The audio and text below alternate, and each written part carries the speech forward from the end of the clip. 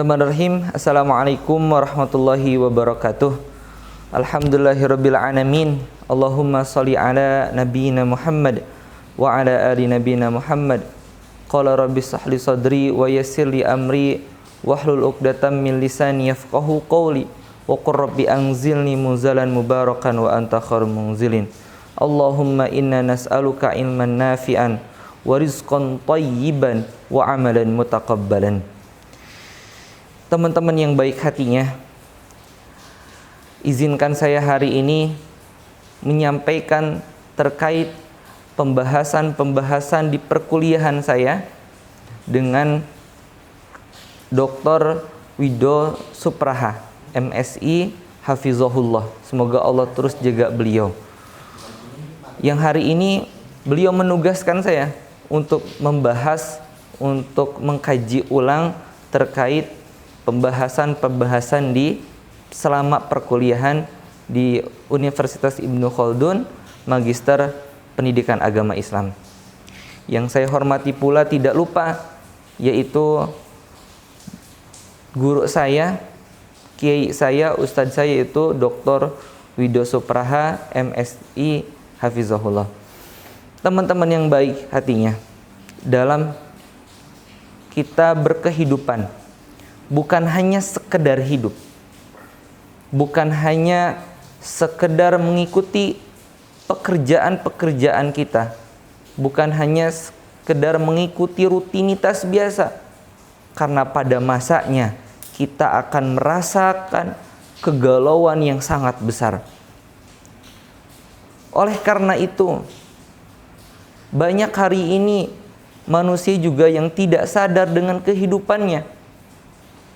Dari mana dia diciptakan, sedang apa ia lakukan, dan mau kemana setelah dia hidup. Maka dalam kita memegang agama Islam ini tentunya ada tujuan-tujuan baik dalam kita berkehidupan. Yang paling utama teman-teman, dalam kita memandang kehidupan ini harus memandang dengan pandangan Islam. Karena dengan Islamlah kita akan meniti jalan yang lurus. Karena dengan Islamlah kita akan lebih tenang. Karena dengan Islamlah kita memiliki tujuan. Karena dengan Islamlah kita mempunyai derajat yang tinggi.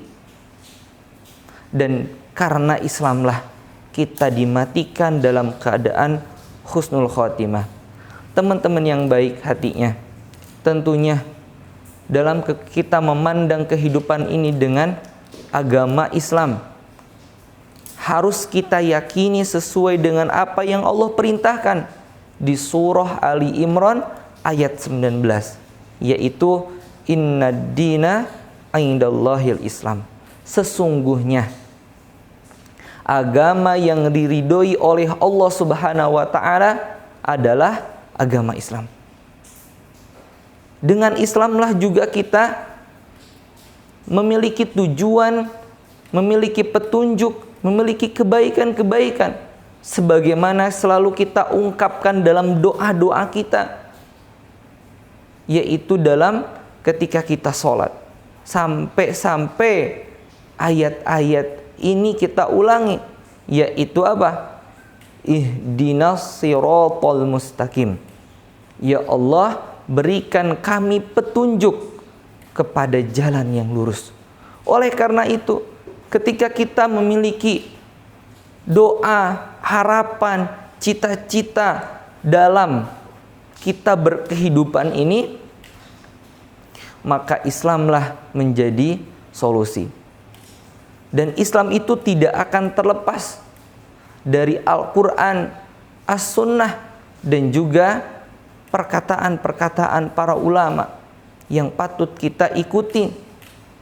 Teman-teman yang baik hatinya, dalam kita memandang kehidupan dengan Islam, maka kita akan sadar bahwasannya kehidupan kita memiliki nilai.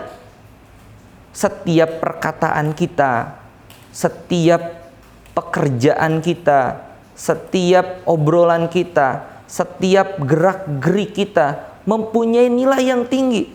Karena Islam mempunyai nilai.